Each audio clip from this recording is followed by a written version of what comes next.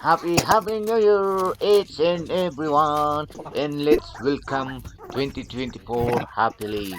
Today is January 2, and yes, we will upload these taken videos January month.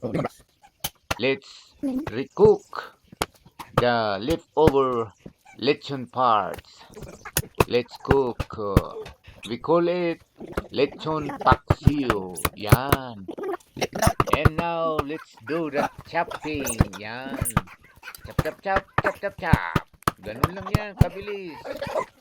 And while preparing our menu, I will use this opportunity to say thanks to each and everyone who is watching, who is supporting this small channel of mine.